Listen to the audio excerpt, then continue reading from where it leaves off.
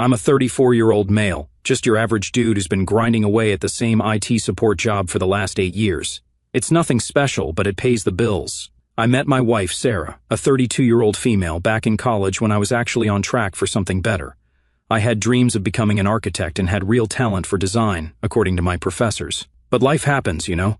Sarah was this ambitious marketing major who always talked about climbing the corporate ladder. When we graduated, she landed an entry-level position at BlackRock Market, one of those trendy firms with exposed brick walls and kombucha on tap, while I took a temporary IT job to support us while she established her career.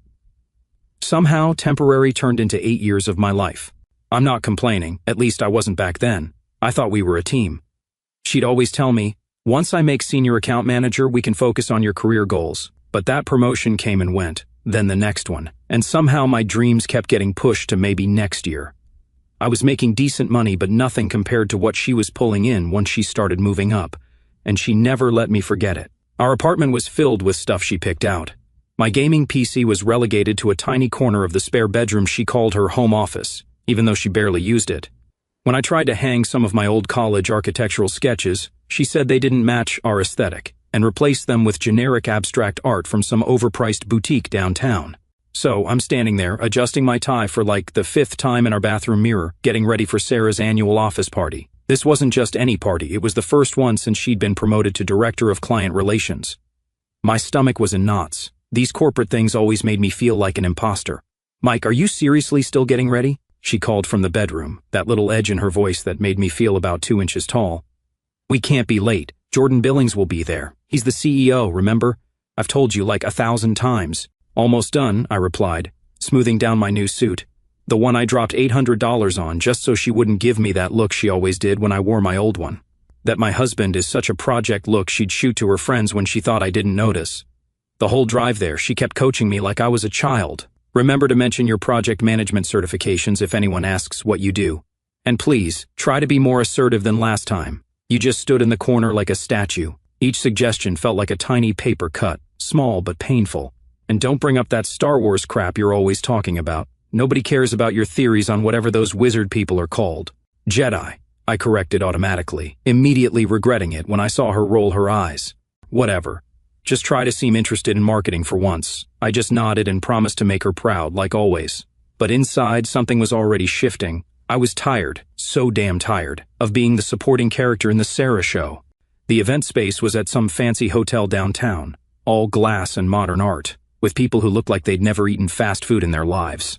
I recognized a few faces from previous functions, but mostly felt like a complete outsider, like I was wearing a costume in some play I never auditioned for. Sarah quickly spotted her colleagues and pulled me along, her hand gripping my elbow so tight I thought it might bruise. "There's Kevin's group from marketing," she whispered. "Let me do most of the talking. Just smile and nod." Things went okay at first. I smiled when I was supposed to, laughed at inside jokes I didn't understand, and kept her sparkling water glass filled. Then her boss, Ryan, approached with Jordan Billings, the CEO, and I could literally feel Sarah's nails dig deeper into my arm. "Your quarterly numbers were exceptional," Jordan said to Sarah. "We need more of that killer instinct in the company." "The way you handled the Miller account? Brilliant." She was beaming, like someone had just handed her $1 million. "Thank you, sir. I believe women need to push boundaries in this industry. We can't let the old boys club hold us back." She threw in that feminist angle she always used around her bosses, even though at home she'd make me kill the spiders and take out the trash because those were man jobs. Then the conversation shifted to some rock climbing retreat the company had organized. Several executives had participated, including Sarah. "Your wife was fearless on that cliff face," Ryan remarked to me. "What about you? Do you share her adventurous spirit?" Before I could even answer, Sarah let out this fake laugh she always used when she was trying to impress someone. "Mike? Oh God, he gets vertigo standing on a stepladder. I'm definitely the risk-taker in our marriage. He's more of a support person." A few chuckles rippled through the group, but I felt my face burning with humiliation. The CEO smiled politely. "Nothing wrong with being cautious, different strengths and all that." But Sarah wasn't done. "It's beyond caution," she continued, completely oblivious to how uncomfortable I was feeling. "Remember when we had that mouse in the apartment last month?" She pantomimed trembling, and everyone laughed harder. He stood on the kitchen table screaming, until I got home to deal with it. I took a huge sip of my sparkling water, wishing I could just disappear. That wasn't even how it happened. The mouse had startled me and I jumped, but her version made me sound pathetic. And when we go camping, he won't sleep without an air mattress and insists on staying at sites with full bathroom facilities. Not exactly the rugged outdoorsman. She looked around at her colleagues. I swear, sometimes it's like having another child instead of a husband. But he's so good with computers. She patted my arm condescendingly. Jordan's expression changed. His eyes shifted to me with what looked almost like sympathy. Ryan cleared his throat, obviously sensing the conversation had gone too far. Actually, Ryan intervened. I was talking with Mike earlier about his architectural hobby. Those 3D designs he showed me were impressive. I hadn't mentioned any architectural hobby. I didn't even know Ryan knew my name until that moment, but I recognized he was trying to rescue me, and I felt this weird connection with this guy I barely knew.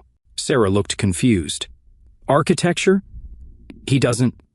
Perhaps you could send me some of those renderings, Ryan continued smoothly, cutting her off. I've been thinking about redesigning my lake house. The conversation moved on to vacation properties, but the damage was done. I stood there, feeling like my soul had left my body. I was just an empty suit, nodding and smiling, while inside I was screaming. I'd spent the last 8 years of my life supporting this woman, and she couldn't even grant me basic dignity in front of her colleagues. For what? So she could seem more impressive by comparison? The worst part was that I knew she'd expect me to laugh about it later. Oh, come on, I was just joking around. Don't be so sensitive. I excused myself to get some air, walking out to this big balcony where the cool night breeze did absolutely nothing to stop the burning humiliation inside me. I stood there staring at the city lights below, suddenly seeing everything clearly. The woman I married had just used me as the punchline to boost her own image at work, and it wasn't even the first time. Years of small comments and subtle put-downs suddenly crystallized into this painful pattern I'd been ignoring. I wasn't just the butt of tonight's jokes. I was the designated loser in the narrative she'd constructed about our relationship. Gets old, doesn't it? I turned to see Ryan standing in the doorway, 2 bottles of sparkling water in hand. He offered one to me. Thought you might need this. I accepted with a nod, grateful for both the drink and the lack of pity in his expression. Thank you, and thanks for the imaginary architectural hobby. He leaned against the railing beside me. My ex-wife did the same thing at every company event, made me the punchline to all her stories. Dave can't cook to save his life. Dave got lost driving to his mother's house. Dave couldn't figure out how to use the washing machine. He took a sip of his water. After our divorce, I found out she'd been seeing her personal trainer for 6 months. Best thing that ever happened to me. We stood in silence for a moment. Listen, he said finally, I don't know you well, but I recognize self-respect walking out of a room. That takes more courage than impressing a bunch of corporate drones who'll forget about this party by Monday morning. I didn't know how to respond, so I just nodded for what it's worth, he continued. I've been in this business 20 years. The people who last aren't the ones who build themselves up by tearing others down. That strategy always backfires eventually. He swirled his water. And between us, Sarah's promotion isn't as solid as she thinks. Jordan's been asking questions about that Miller account. I looked at him, surprised. What do you mean? Ryan shook his head. Just that the numbers don't quite add up. Nothing I can discuss in detail. He trailed off, then changed the subject. So, did you really study architecture? I nodded. Yeah, back in college. Had to drop out my senior year when my dad got sick. Medical bills wiped out the college fund. I was going to go back, but then Sarah's career took off, and it just never seemed like the right time. Ryan nodded thoughtfully. Funny how we put our dreams on hold, thinking it's temporary, and then wake up one day to realize years have passed. Yeah, I agreed, feeling a lump in my throat. Funny. The balcony door opened, and Sarah appeared. She was clearly irritated but trying to hide it with fake cheerfulness. There you are. Everyone's wondering where you went. Her eyes darted between me and Ryan, narrowing slightly. Is everything okay? Just getting some fresh air and having a fascinating conversation, Ryan replied before I could speak. Mike was telling me about his background in architectural design, really innovative perspectives. Another fictional interest, but this time it felt different, less like a rescue and more like potential. We should get back inside, she said to me, her smile not reaching her eyes. Jordan's wife was asking about you. Actually, I said, finding my voice at last, I think I'm going to head home. Her smile vanished. What? You can't leave now. We've only been here 2 hours. I'm not feeling well. It wasn't entirely a lie. My stomach had been churning since her performance inside. Don't be ridiculous, she hissed, stepping closer and lowering her voice. This is important for my career. You can manage a few more hours. Stop being so sensitive. Ryan cleared his throat. Perhaps I should give you two a moment, he said, but made no move to leave. No need, I replied, setting down my water bottle. I've ordered an Uber. It should be here any minute. I hadn't, but I would as soon as I got downstairs. This is so typical, Sarah said, her whisper sharp enough to cut glass. The one time I need you to be supportive, you're running away because your feelings got hurt. I swear, men are so fragile sometimes. Something shifted inside me then, a quiet certainty replacing the confusion and hurt. I straightened my shoulders and looked directly at Sarah. I've supported you through 3 promotions, 2 career changes, and countless late nights at the office. I've attended every function, remembered every colleague's name, and never once complained about being left alone at holidays when you had to work. I put my own dreams on hold for 8 years while you built your career. I took a breath.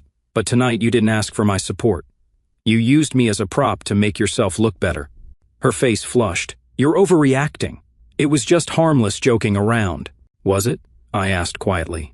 Because from where I'm standing, it felt like you were telling everyone that your biggest accomplishment was succeeding despite being married to such a pathetic loser. Her gaze faltered, dropping to the floor, and in that moment, I saw something I hadn't been looking for. Insecurity disguised as confidence, fear masked as ambition. I'm going home, I repeated, gentler this time. We can talk tomorrow. As I turned to leave, Ryan extended his hand. Good meeting you properly, Mike. Hope you feel better soon. I shook his hand, surprised by the firm grip and the business card he smoothly passed to me. Call me if you'd like to grab coffee sometime, he said. I mean it. About those designs. The apartment was quiet when I returned. I shed my suit, the expensive costume I'd worn to fit into her world, and stood in the shower until the hot water ran cold, letting it wash away the evening's humiliation. Sleep didn't come easy. I lay awake, replaying years of subtle slights, the way she'd interrupt me when I talked about stuff I was interested in, how she'd roll her eyes when I suggested vacation ideas, the constant little improvements she wanted to make to my appearance, my speech, my hobbies. Like the time I'd spent months building a custom gaming PC, and when I finally got it running perfectly, she'd said, "That's nice, honey. Maybe now you can focus on something productive." Or when I'd excitedly shown her a sketch I'd drawn of our dream house, and she'd replied, "It's cute that you still think about that stuff." Morning brought clarity instead of reconciliation. Sarah hadn't come home. A text message at 6 a.m. told me she'd stayed at Jen's place because she didn't want to continue the argument while emotional. Translation, she was avoiding the consequences of her actions. I called in sick to work, something I rarely did, and spent the day in this weird limbo between anger and possibility. I dug out my old architectural sketches from college, the ones Sarah had deemed not matching our aesthetic, and spread them across the dining table. They weren't half bad, especially the urban renewal project that had won me departmental recognition. By afternoon, I found myself staring at the business card Ryan had slipped me. After hesitating for an hour, I finally sent a text, "This is Mike from last night. Taking you up on that coffee offer if it still stands." His response came quickly. "Good to hear from you. 3 p.m. at Steel Bean downtown." The coffee shop was upscale but not pretentious. Ryan was already seated in a corner booth when I arrived, dressed casually in jeans and a button-down. "Thanks for meeting me," I said, sliding into the seat across from him. "Though I should probably confess I've never shown you any architectural designs." He laughed. "I figured as much. But I wasn't entirely making it up.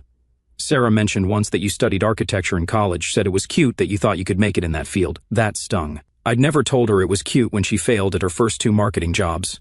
Yeah, well, it was more than cute to me," I said, pulling out my phone and showing him some photos I'd taken of my old college projects before I left the apartment. I was on track for internships at some decent firms before life happened. Ryan scrolled through the images, his eyebrows raising slightly. "These are actually good, really good.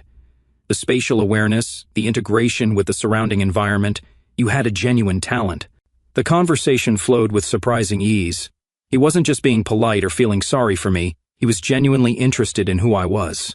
As we talked, I found myself sharing things I'd kept buried, my abandoned passion for architectural design, the small business plan I'd shelved when Sarah's career took priority, my growing sense of having lost myself in the shadow of her ambition. "So, all this time, you've just been putting your dreams aside while supporting hers?" Ryan asked. "I guess I thought that's what marriage was," I admitted. "Compromise, sacrifice. I figured my turn would come eventually. Compromise should go both ways," Ryan pointed out. "When was the last time she sacrificed something for your dreams?" I couldn't answer that, because the truth was, she never had. "Why did you really ask me here?" I finally questioned after a second coffee. "Corporate loyalty would suggest you should be taking her side." He considered this, tapping his fingers thoughtfully on the table. "Corporate loyalty is overrated. Human decency isn't." What I saw last night wasn't someone building up a team, it was someone stepping on another person to appear taller. He paused. Plus, I recognized something in you that reminded me of myself 15 years ago. Sometimes people need a nudge to remember who they are. Before we parted, he made an unexpected proposition. My team's working on a new downtown development project, mixed-use building with residential and commercial space. Given your background in architecture, would you be interested in reviewing some of the preliminary designs? Fresh eyes can spot things we've missed, and it might be therapeutic. I was stunned. I don't have any professional qualifications. My design experience is theoretical at best. Sometimes theoretical is exactly what we need. No pressure, just take a look and give me your honest thoughts. He slid a thumb drive across the table. Use a new email address to send feedback. This is under the radar. I don't need Sarah knowing I'm consulting with her husband. That evening, after Sarah returned with a carefully rehearsed apology that included phrases like work stress and didn't mean to embarrass you, but never actually acknowledged what she'd done, I sat down at my long-neglected desk and plugged in the drive. The designs were ambitious, a blend of modern and historical elements that would transform a neglected corner of downtown. I lost myself for hours examining renderings, making notes, sketching alternatives. For the first time in years, I felt my mind fully engaged, neurons firing with creative energy that had too long been dormant. I barely noticed when Sarah came in, hovering uncertainly at the threshold of our home office. "What are you working on so intently?" she asked, her voice carefully neutral. I didn't look up. "Just a project." She moved closer, trying to see the screen. "Work project? Since when does IT support need architectural renderings?" I closed the laptop, feeling a strange new boundary forming between us. "It's personal." Her face registered confusion, then concern. "Personal? What does that mean?" Her eyes narrowed. "Are you talking to someone else?" The implication was clear. In her mind, the only personal project I could have would be an affair. She couldn't even conceive of me having independent interests or goals. "I'm exploring some possibilities," I said vaguely, enjoying, for once, being the one with information she wanted. She hovered for another minute, clearly expecting me to elaborate, but I stayed silent. Finally, she retreated, and I realized something had fundamentally shifted. The apartment felt different, not because she had returned, but because I was no longer the same person who had left for the party 2 nights ago. I reopened the laptop and began drafting an email to Ryan, signing it with my name followed by architectural consultant. The title was aspirational rather than factual, but for the first time in years, the gap between the two didn't seem unbridgeable. 2 weeks passed in a strange new domestic rhythm. Sarah walked on eggshells around me, overcompensating with forced cheerfulness and sudden interest in my day. I remained polite but distant, spending evenings working on the development project rather than watching mindless television beside her. The email I'd sent to Ryan had led to a flurry of exchanges, my suggestions sparking genuine interest from the design team. What began as a courtesy review had evolved into meaningful consultation, with several of my ideas incorporated into the revised plans. "They're implementing your courtyard concept," he texted one morning. "The team wants to meet the mystery consultant, 1 p.m. tomorrow." I stared at the message, equal parts thrilled and terrified. This was no longer just a therapeutic distraction, it was becoming real. "I'm not qualified for an actual meeting," I replied. His response came immediately. "Neither were half the successful people I know when they started. 1 p.m. at the office, business casual. I'll meet you in the lobby." That evening, I mentioned casually to Sarah that I had lunch plans downtown the next day. "Oh, with whom?" She tried to sound merely curious, but I caught the sharp edge of suspicion. "A potential client," I answered, not quite lying but not elaborating that her boss was my contact. "A client for what?" she asked, setting down her fork. I looked up from my plate. "I'm exploring some consulting opportunities in architectural design." Her fork paused halfway to her mouth. "Since when are you interested in architecture, and what kind of consulting?" "You don't have certifications." "I've always been interested in architecture," I said quietly. "We talked about it when we first met. I showed you my sketches." "That was a hobby," she dismissed. "You can't just suddenly decide to call yourself a consultant." "Actually, you can," I replied, "especially when people value your input." I closed my laptop and stood up. "I need to prepare for tomorrow." I could feel her staring at my back as I walked away, trying to process this new version of her husband, one who had interests and ambitions beyond supporting her career. The next morning, I dressed in my best business casual outfit, not the suit she'd picked out for me, but clothes I actually felt comfortable in.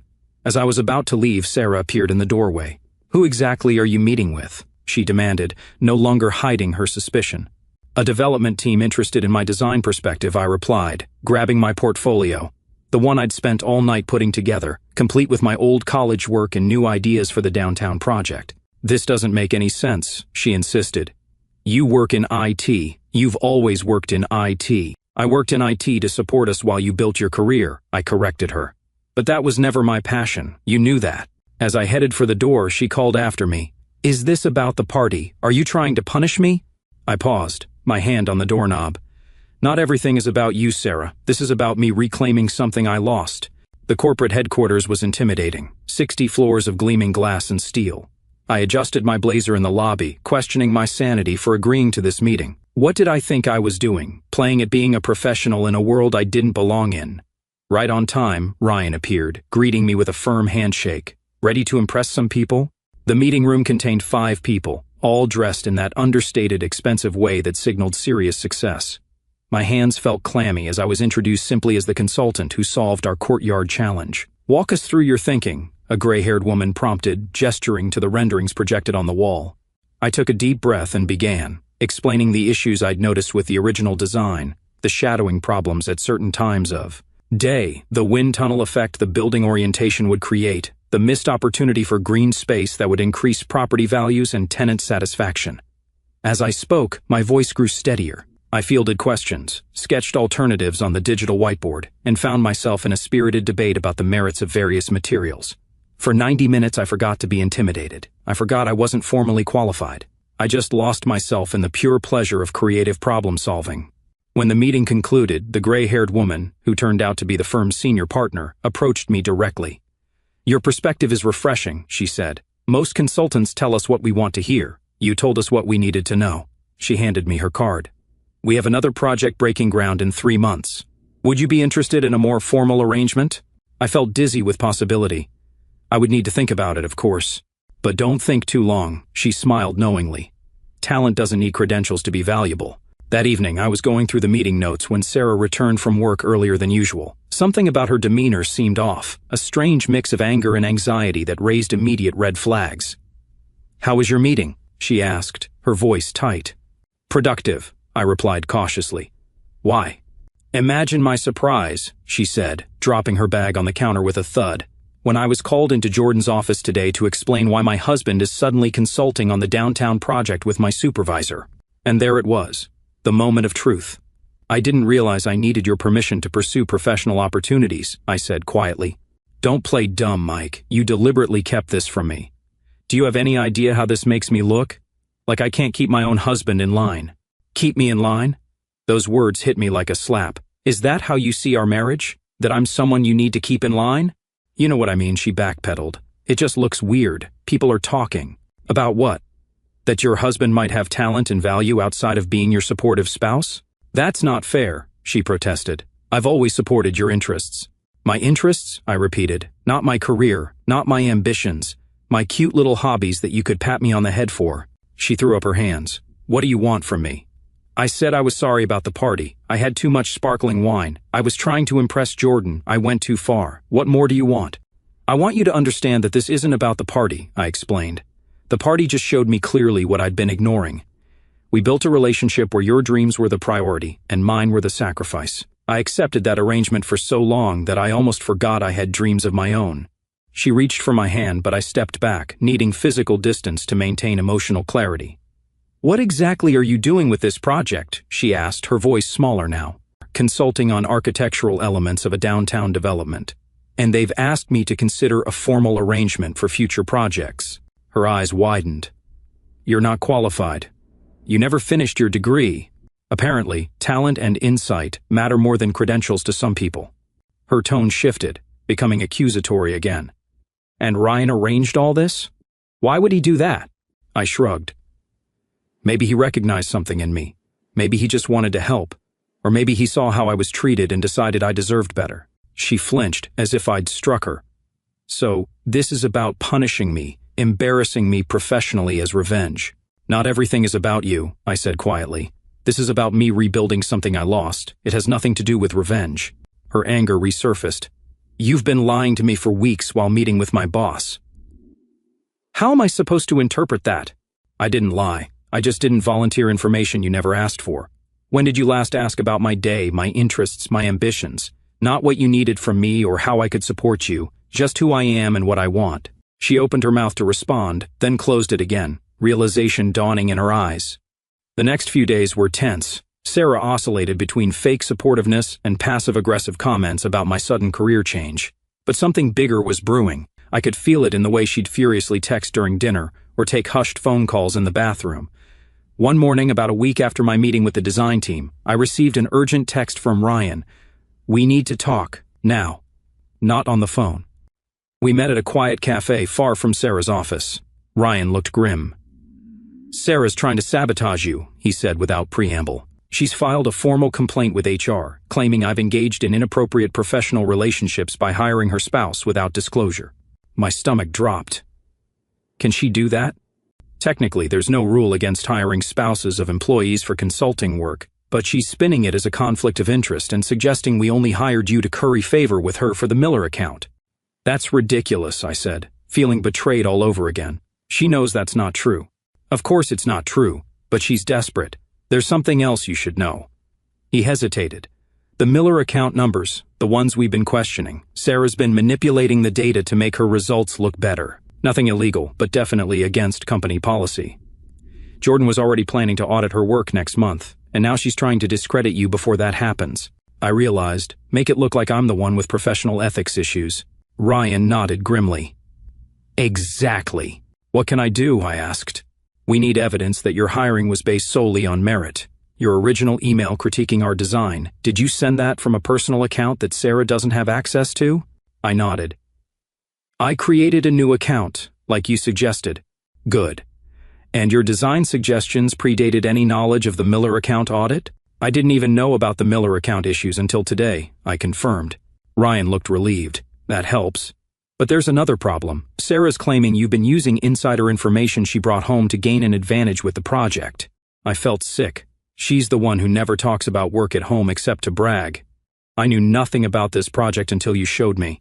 "I believe you, but we need to prove it." I thought for a moment. She has a personal journal. She writes in it every night, all her professional victories and strategies. If she's been manipulating data, it might be in there. Ryan frowned. "I can't ask you to invade your wife's privacy."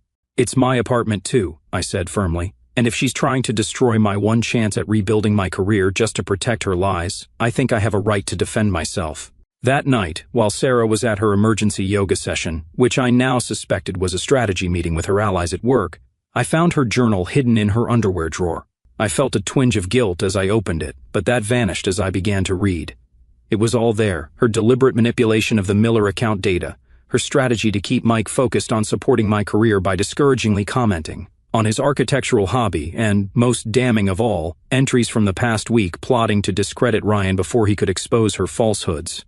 "Ryan thinks he's so clever using Mike against me," she'd written, "but I'll make sure they both regret crossing me." I took photos of the relevant pages, my hands shaking with anger and betrayal. This wasn't just about the party anymore. This was about years of calculated suppression of my dreams to keep me as her supportive sidekick. The next morning, I sent the photos to Ryan with a simple message: "Do what you need to do."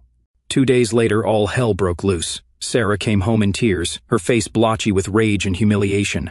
"You bastard!" she screamed as soon as she saw me. "You went through my private journal? You gave my personal writings to Ryan? Do you have any idea what you've done?" I remained calm.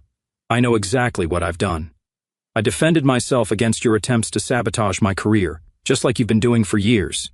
"They suspended me," she shrieked, pending a full investigation of the Miller account. "My reputation is ruined." "Your reputation?" I laughed bitterly. "You mean the reputation you built by lying about your results and stepping on others? That reputation?" She collapsed onto the sofa, suddenly shifting tactics. Tears flowed as she looked up at me with those manipulative eyes I once found irresistible. "Mike, please," she begged. "You have to help me. Tell them you misunderstood. Tell them I never meant to hurt your career.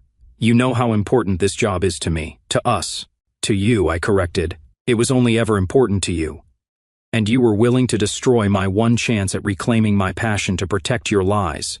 "I can fix this," she pleaded. "I'll tell everyone how proud I am of your architectural work. I'll support your career change completely. We can move past this." I sat down across from her, suddenly feeling nothing but pity. Sarah, do you even hear yourself? Even now, you're only offering to support me because you need something. That's not how partnerships work. What are you saying? She whispered, fear replacing manipulation in her eyes. I'm saying I'm done being your supporting character. I've accepted a formal consulting position with the downtown development. I start next week. And us? She asked, her voice small. There is no us anymore, I said gently. I've already packed my essentials. I'm staying with a friend until I find my own place. You can't just leave, she cried, suddenly desperate. We can work this out. I'll go to therapy. I'll do whatever it takes. I shook my head. I've spent 8 years hoping you'd see me as an equal partner with my own dreams. It took you facing consequences for your actions to even offer that, and only because you need my help. That's not love, Sarah. That's just self-preservation. Her face hardened, the mask of vulnerability dropping away. Fine, leave. But don't think this is over. I still have friends at the company. They'll see through whatever lies Ryan fed them. They're not lies if they're backed by evidence, I reminded her. Your own words, Sarah, in your own handwriting. She stood up, her eyes blazing.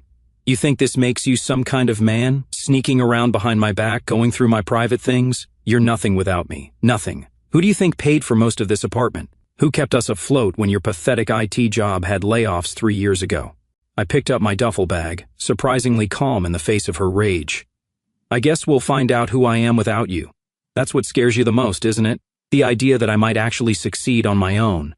As I reached the door, she called after me, her voice suddenly small again. Mike, please, I love you.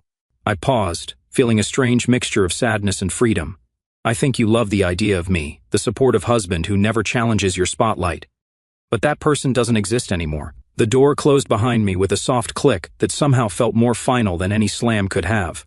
It's been 6 months since I walked out of that apartment, and my old life. The downtown project is nearly complete, with my courtyard design becoming one of the development's signature features. I've been hired as a full consultant on 2 additional projects, and I'm taking night classes to finally complete my architecture degree.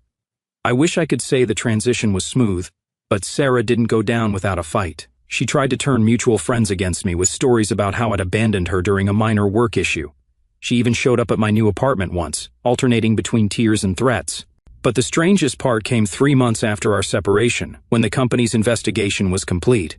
Sarah was fired for data manipulation, and on her way out, she apparently had a complete meltdown in the lobby. According to Ryan, who witnessed the whole thing, she screamed that everyone would be sorry when she revealed the truth about the conspiracy against her. 2 days later, I received a desperate email from her. Mike, I need your help. They've destroyed my reputation in the industry. No one will hire me. I know I made mistakes, but I didn't deserve this. You know how hard I worked. Please, if you talk to Ryan, tell him I've learned my lesson. Tell them I deserve a second chance. I have nothing without this career. Please. I didn't respond. After 8 years of putting her needs first, I was finally focusing on my own path. Last week, I heard from a mutual friend that Sarah had to move back to her parents' house in Ohio. Her LinkedIn now lists her as a marketing consultant, which usually means unemployed.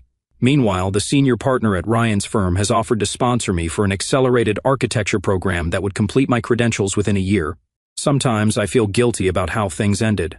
I never wanted revenge. I just wanted respect and the chance to pursue my own dreams. But then I remember all those years of subtle put-downs, the party humiliation, and her willingness to destroy my opportunity just to save herself. The guilt fades pretty quickly after that. The greatest revenge wasn't exposing her lies or watching her career implode. It was reclaiming my own potential, the part of myself I'd almost forgotten existed. And no matter what happens in my new career, I'll never again make myself small to make someone else feel big. If you're listening this and recognize yourself in my story, if you've been putting your dreams on hold while supporting someone who doesn't support you back, know that it's never too late to rediscover who you were meant to be. Sometimes the hard part isn't fighting against others' perceptions of you. It's fighting against the limited version of yourself you've come to accept.